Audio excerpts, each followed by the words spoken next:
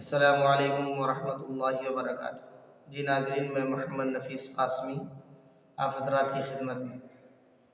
آج 27 دسمبر 2024 بروز جمعہ ہے۔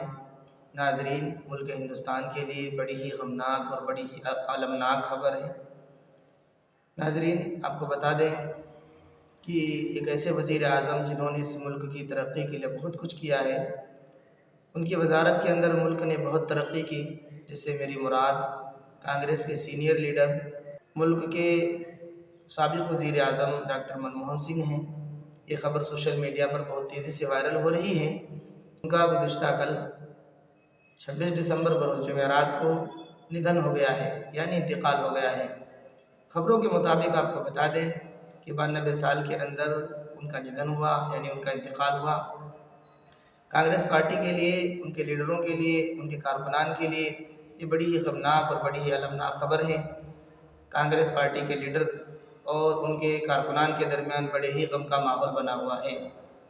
ناظرین، ڈاکٹر منموہن سنگھ جن کا ندھن ہوا، ان کا انتقال ہوا، ان کے بارے میں آپ کا نظریہ کیا ہے؟ آپ ان کے بارے میں کیا کہنا چاہتے ہیں؟ کمنٹ باکس میں ضرور لکھیں۔